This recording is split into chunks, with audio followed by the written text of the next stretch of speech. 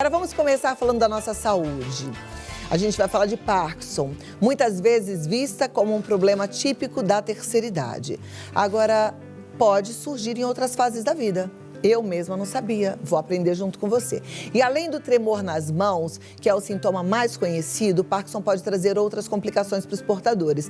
E para a gente enfrentar o problema com informação, esclarecimento, para ter mais qualidade de vida, eu converso agora com a neurologista Ana Paula Pena Dias, que é membro titular da Academia Brasileira de Neurologia, minha amiga e nossa colaboradora sempre aqui no Vida Melhor. Seja bem-vinda! Muito obrigada por estar aqui, Aninha querida. Sempre linda, né, gente? Obrigada, é um prazer. Vamos lá. Eu gosto quando você vem aqui porque... Bom, primeiro porque eu gosto de você, mas segundo que você ensina. E depois os telespectadores ficam tão felizes, eles agradecem, sabia? Eu amo vir no seu programa, já te falei isso muitas vezes. Aqui tem uma energia muito gostosa, toda a equipe é muito acolhedora sempre comigo. Você sabe o quanto a gente criou uma amizade gostosa, o quanto eu gosto de você. E vir no seu programa é sempre muito bom. E se eu puder ajudar, tirar as dúvidas, esclarecer o pessoal que está em casa, eu vou ficar muito feliz hoje. Então, antes de começar o assunto, que a coisa é séria aqui, eu preciso mandar um beijo para as minhas lindas Gabi e Fefê, né? Elas estão em casa te assistindo. Então. Gabi e Fefê são suas fãs, são as minhas gêmeas fanzocas da Clau. Coisa mais linda, gente. Um dia vocês vão conhecer. Aliás, um dia tá chegando, porque elas vão ser as minhas convidadas especiais no programa do Dia das Crianças. Porque que crianças inteligentes. Obrigada! Eu acho que você deve, como neurologista, ter feito alguma coisa ali para elas nascerem com toda essa inteligência. Elas são hein? meio espertinhas demais, né, Clau? Dá pra gente deixar os filhos mais inteligentes se a gente, por exemplo, toma algumas vitaminas durante a gestação, doutora? Eu acho que vitamina especialmente não, mas eu acho que um cuidado especial, uma tranquilidade na gestação. Minha gestação, eu conversava muito com elas e na primeira infância, assim, eu tomei muito esse cuidado, sabe, Clau? Delas terem uma... Eu cuidava muito da saúde mental das pequenas, né? Então eu acho que essa tranquilidade, esse ambiente familiar mais gostoso, onde elas se sentiam mais seguras, eu acho que isso deu margem para elas se tornarem crianças, assim, um pouco mais espertas, aí, um pouco mais soltas. E aí elas são muito dão asas à conectadas, né? imaginação. Muito legal. Meus parabéns para você e para o Ricardo. Obrigada. Agora vamos falar de Parkinson. Parkinson é uma doença? Sim, Clau. O Parkinson é uma doença neurodegenerativa, tá? É uma doença onde ocorre a degeneração de uma área do cérebro que chama substância negra. E a substância negra, ela é responsável pela liberação de um neurotransmissor muito importante que se chama dopamina. A dopamina é o neurotransmissor responsável pelo movimento. Então, se faltou dopamina, pensa que a gente vai ficar robotizado, a gente vai ficar lentificado, com dificuldade de se movimentar, né? E aí começa a doença de Parkinson. Todo mundo vai ter, ao longo da vida, um declínio da dopamina, porque o envelhecimento faz com que o cérebro atrofie de uma forma geral. Mas, nos portadores de doença de Parkinson, isso acontece de uma forma maior do que aquele esperado como natural, né? E essa falta de dopamina vai fazer com que surjam alguns sintomas característicos da doença de Parkinson. Todo mundo acaba relacionando o Parkinson com tremor, né? Uhum. E não é só o tremor característico do Parkinson. Sim, o Parkinson, ele apresenta tremor numa grande porcentagem das pessoas. Mas além do tremor, é importante a gente dizer que o Parkinson também pode apresentar lentificação, rigidez, a pessoa fica assim com dificuldade de se movimentar, a pessoa pode ter desequilíbrio, quedas para trás. Então, às vezes o paciente chega e fala assim: eu tô com dificuldade para andar. É só essa queixa, né? Tô com dificuldade para andar, tô tendo quedas. E aí, na consulta, você começa a tirar a história e você vai vendo que também está mais lento, geralmente de um lado do corpo mais do que o outro, porque tem essa assimetria, o Parkinson tem isso, geralmente ou o lado direito ou o lado esquerdo é pior, né? E aí, conforme a doença vai evoluindo, a pessoa vai apresentando cada vez mais sintomas. E é o neurologista que faz o diagnóstico. O diagnóstico, ele é essencialmente clínico. Não existe nenhum exame que a gente vai bater o martelo, né? O diagnóstico é feito pela história clínica e pelo exame. Interessante a gente aprender sobre isso, né? Eu falei na introdução que muitas vezes a gente acha que é uma doença que faz parte da terceira idade, mas que pessoas podem ter Parkinson mais jovens. Isso. Jovens mesmo podem ter Parkinson? A gente tem assim, né? A maior incidência é acima dos 60 anos, tá, Clau? Mas existe sim uma porcentagem boa de pacientes que apresentam Parkinson mais jovem, a partir aí dos 35, 40 anos, tá? A gente vê com uma certa frequência, nós que somos neurologistas, a gente acaba vendo com uma certa frequência e, infelizmente, esses casos que começam mais jovem têm uma evolução pior, tá? Então, são casos mais graves, mais difíceis, que algumas vezes a gente até encaminha o paciente para cirurgia, porque também existe uma forma de tratamento, depois a gente pode falar um pouquinho de tratamento, que é a neurocirurgia funcional. Existe cirurgia para Parkinson também. E ela funciona? Ela funciona, mas ela não é assim uma cura, tá? Existe cura para o Parkinson? Não, existe tratamento. É como se a gente falasse, Clau, no Alzheimer, né? Existe tratamento para controlar os sintomas. Cura, infelizmente, ainda não tem, tá? Existem alguns estudos, muita pesquisa científica sendo feita, estudos sérios, mas cura, acho que a gente está um pouquinho longe ainda. A dopamina, além de ser responsável pelo que você falou, né, a nossa parte motora, ela também é responsável pelo nosso bem-estar, pela nossa alegria. Sim. E aí, as pessoas com Parkinson, elas não ficam bem, então? É por isso, Cláudio, justamente por isso que as pessoas com Parkinson têm muitos sintomas neuropsiquiátricos, que a gente chama, tá? Infelizmente, as pessoas com Parkinson têm muita depressão, têm muitos sintomas de alucinação, de sonhos vívidos, pesadelos. Então, sintomas neuropsiquiátricos são muito comuns junto com a doença de Parkinson.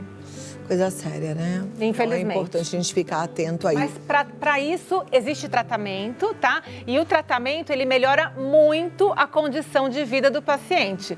Por isso que, mais uma vez, né, como tantas vezes que eu venho aqui no teu programa, eu falo a importância de um diagnóstico precoce e da gente instituir o tratamento assim que os sintomas começam. Tá. Então eu vou voltar aqui, daqui a pouquinho já vou deixar uma pergunta assim. Existe algum exame para detectar o Parkinson? Você responde já. Porque a gente às vezes fala em diagnóstico precoce, mas algumas doenças a gente sabe que são mais complicadas da gente receber o diagnóstico, né? Vamos ver como é que é o Parkinson, tá bom? Mas enquanto isso, a doutora vai aí se preparando, a nossa produção também já recebendo mensagens, perguntas. Você que não mandou pode mandar para o 11 9 50 45 18 40. Eu quero chamar a atenção. A doutora Ana Paula Pena, eu falei que se tivesse um concurso de Miss Médica, ela já seria a nossa rainha. Por isso que eu adoro vocês. Vocês levantam a minha bola, eu saio daqui, eu saio me achando, então, né? Você pode se achar, porque a gente fala tudo isso de coração mesmo, tá? Adoro. É tudo de verdade verdadeira. Vamos lá, doutora, existe como fazer o diagnóstico do Parkinson? Tem algum exame? Então, os exames que a gente faz são exames para identificar outras causas de parkinsonismo, tá? Porque assim, quando a gente fala de parkinsonismo, é um conjunto de sintomas sugestivos de doença de Parkinson, que são 4 esses sintomas: instabilidade postural, tá? Desequilíbrio, rigidez, lentificação ou bradicinesia e tremor de repouso. É um tremor que melhora quando eu vou fazer algo. Já quero falar um pouquinho daqui a pouco sobre o tremor de ação, que é diferente, tá? Então, é um tremor de repouso. Então, se eu tiver desses 4 itens, 3 presentes, eu tenho um parkinsonismo. Muito bem. No parkinsonismo, eu tenho a doença de Parkinson, que é essa que a gente está falando, idiopática, de causa desconhecida, que é uma doença degenerativa, e eu tenho outras causas que podem ser a culpada aí por esse conjunto de sintomas, tá? Por exemplo, Clau, eu tenho algumas demências que cursam com parkinsonismo e aí eu vou precisar fazer uma ressonância magnética. Eu tenho, por exemplo, uma coisa que eu quero deixar um alerta aqui para todo mundo que está em casa, que algumas medicações que as pessoas usam de forma indiscriminada, principalmente para labirintite, para tontura, tá, pessoal? Vamos tomar cuidado, porque muitos remédios que você começa a tomar para labirintite e não para de tomar, pode causar sintoma parecido com doença de Parkinson, que é um parkinsonismo medicamentoso. Isso pode ser extremamente grave e difícil de tratar. Então, muito cuidado com remédio para tontura sem prescrição e sem acompanhamento médico, porque a vizinha está tomando, porque o marido está tomando, você vai lá, pega, toma, não sabe o dia de parar. Tem pacientes que chegam, Cláudia, tomando o remédio para tontura há 10 anos. Caramba! Né? E aí chegam completamente travados, rígidos, parkinsonianos, e é muito difícil o tratamento. Então, a gente precisa tomar cuidado com isso. Tá certo. Olha lá, todo cuidado é pouco, né, gente? Então é bom ficar atento. Você falou que ia comentar sobre a cirurgia, né? Sim. Como é que é essa cirurgia? Então, é assim, Cláudia, o tratamento, né? Então, assim, só para fechar a tua resposta, você me perguntou o diagnóstico. Então, o diagnóstico é clínico, tá? É feito por um neurologista. A gente faz exames só para afastar outras coisas.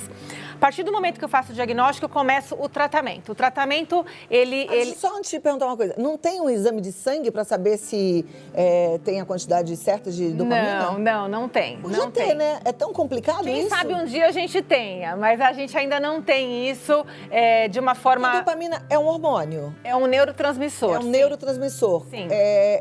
O neurotransmissor é o quê? Ele vem antes do Ele está hormônio? lá na sinapse, ele está entre um neurônio e outro. Ele é uma substância que um neurônio manda para o outro para enviar a mensagem de que precisamos nos movimentar, tá? E esse neurotransmissor, ele é movido pelo quê? Esse neurotransmissor, ele acaba sendo liberado por vesículas sinápticas, né, por células que vão caminhando nos neurônios e vão sendo liberadas. Ocorre a sinapse química, é como se fosse um mensageiro. Ele é um mensageiro de que outro neurônio, que outra célula nervosa precisa se movimentar. Mas ainda não tem uma forma de eu fazer a dosagem e quantificar isso e falar... Com isso, eu tenho doença de Parkinson. Ainda, gente, mas vai ter, porque eu tô pensando aqui que não é tão impossível, né? Ainda não temos. Lá, vai. E aí, assim, eu começo o tratamento com medicações para aumentar os níveis de dopamina no sangue, tá? E aí, dependendo do caso, existe a possibilidade do paciente ser encaminhado para uma neurocirurgia funcional. O nome funcional é justamente para tentar melhorar a função do cérebro, tá? Então, a neurocirurgia funcional, ela é feita para doenças de Parkinson, em alguns casos selecionados, tá? Então, é uma possibilidade também. E essa neurocirurgia, ela é bem invasiva ou pouco? Não, ela não é extremamente invasiva, ela é uma cirurgia... Claro, né, toda cirurgia na cabeça acaba tendo aí os seus riscos, né? Mas se a gente pensar no grau, assim, de invasão cerebral, ela não é uma cirurgia tão invasiva quanto outras neurocirurgias, tá? É uma cirurgia... Ocorre até, hoje em dia, a implantação de eletrodos em regiões... específicas, né? Seria legal, de repente, algum neurocirurgião vir aqui para falar sobre isso também com a gente, mas existe essa possibilidade, tá? Da neurocirurgia funcional para o Parkinson. Perfeito. Eu gosto sempre de dar alguma boa notícia para quem está em casa, porque quando a gente começa a falar de uma doença, assim, degenerativa, a ideia é de que a coisa vai ficando cada vez pior e, ó, foi diagnosticado com Parkinson, pronto, né? Que tristeza. Tem alguma boa notícia nessa história?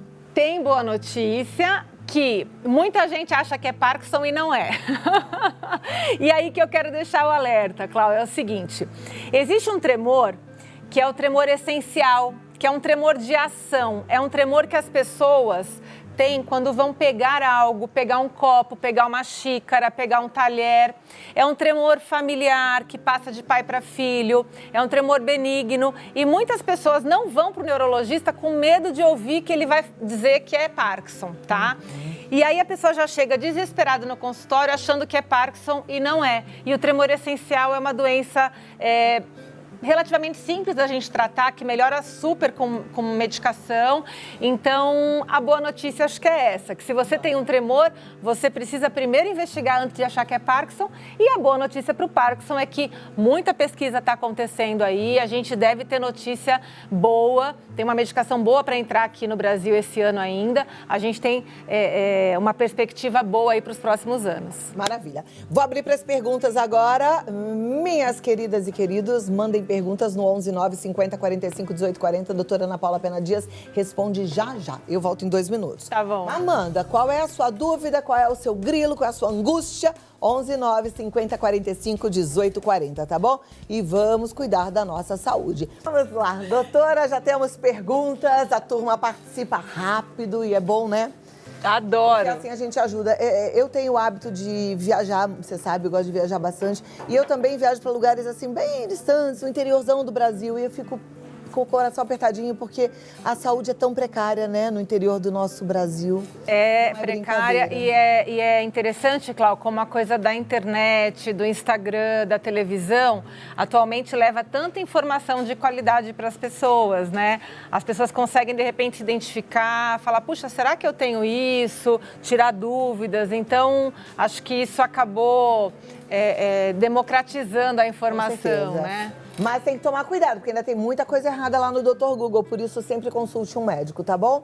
Aqui, olha, vamos lá para a primeira pergunta. Nossa produção já vai colocar na tela. Deixa eu já ver se está ali. Não, aqui também não. Agora sim. Parkinson é hereditário? Cláudia, assim, se a gente tiver que falar de uma forma geral, não, Parkinson não é hereditário, é uma doença neurodegenerativa, é uma doença relacionada ao envelhecimento, tá? Existem alguns genes relacionados, casos específicos, mas aí são genes alterados juntamente com fatores ambientais, mas nunca assim uma doença puramente genética. Quer dizer, se meu pai e minha mãe têm, eu também vou ter, tá? Se a gente precisar pensar de uma forma geral, a resposta é não, não é hereditário. Ok. Eu fiz uma live sábado com a doutora Lívia, que é neuropsicóloga. Você até assistiu a live. E foi falado pela doutora Lívia que alguns estudos estão mostrando que Parkinson e Alzheimer em pacientes pós-Covid podem adiantar. Então, se a pessoa teria lá os 60 anos, ela pode começar a desenvolver a doença por volta dos 45 anos. A neurologia já está nessa pesquisa também? Isso já está sendo provado? Então, são assim, suspeitas, né? E como tudo na evidência científica, assim, no mundo científico, o que a gente faz? A gente primeiro faz uma hipótese, né? Então, assim, parece que as pessoas que tiveram Covid estão mais esquecidas e parece que podem estar antecipando doenças neurodegenerativas, como Alzheimer e Parkinson. Baseado nessas hipóteses, vários estudos estão sendo feitos e lançados aí no mundo todo para tentar comprovar esta hipótese, tá? Mas sim, existe a comunidade científica toda aí de orelha em pé em relação a essas possibilidades. Eu acho que a gente que teve Covid, está sentindo algum desconforto, também tem que ficar de orelha em pé e procurar as soluções. Até porque tudo em medicina, quanto mais precoce mais eficiente pode ser o tratamento, né? Ontem eu vi, inclusive, que tem uma relação sendo estudada nos Estados Unidos de pós-Covid com Guillain-Barré. Na verdade, a gente tem, durante o Covid, a gente tem um risco aí de Guillain-Barré, né? Que é uma polirradiculoneurite aguda, que é uma doença que ocorre uma inflamação das raízes e dos nervos periféricos. É uma doença grave que pode acontecer durante o Covid, pode acontecer no pós-Covid imediato, geralmente, e tem alguns relatos bem esporádicos de algumas vacinas, mas ainda coisas bem soltas, relatos de caso, nada comprovadamente relacionado para a gente falar não posso tomar determinada vacina, tá? Bom, e, aliás, em relação a isso, eu queria fazer um alerta que as pessoas devem se vacinar, não devem escolher marca de vacina, devem receber a vacina que estiver disponível, vacina boa é vacina no braço. Mas eu tenho uma dúvida. Eu ouvi falar que pode tomar a vacina de uma marca e aí a segunda dose de outra. É verdade isso? Então, saiu uma nota técnica que não, aqui no Brasil a gente não pode fazer esta mistura de uma dose de uma dose de outra, ou eu tomo uma aqui, aí eu vou para os Estados Unidos, que minha filha mora lá, eu tomo outra vacina lá, isso pode ser perigoso, tá, pessoal? Enquanto essas coisas não estiverem muito bem estudadas, você não deve fazer isso. Joia. Próxima pergunta já tá na tela. Em 3, 2, 1, agora. Como posso evitar essa doença? Olha só, como toda doença neurodegenerativa, a gente evita doenças desse tipo cuidando da nossa saúde de uma forma geral, tá? O que a gente já sabe, atividade física e boa alimentação podem ajudar a prevenir ou pelo menos retardar o início de uma doença neurodegenerativa, tá? Então é aquilo que a gente sempre fala, claro, hábitos de vida saudáveis, dormir bem e tal, mas a gente ainda não tem assim uma fórmula mágica para evitar a doença. Aí eu fico pensando, gente, como é que você não tem vergonha de falar pra mim assim, Clau, como é que você consegue fazer exercício? Eu te pergunto, como é que você consegue não fazer exercício? Não fazer exercício, exatamente. Sabendo que o não fazer exercício é a escolha para não ter saúde. Não dá para entender. Isso nós estamos falando só da neurologia, né? Se a gente for abrir para outras doenças, puxa, gente, não... Não é que eu goste, não, gente. Eu vou falar para vocês. Claro que num dia de frio hoje, tudo que eu queria era ficar na minha cama. Eu não posso. Eu não posso não fazer, como você não pode não fazer. Não existe isso, tá? Põe isso na sua cabeça.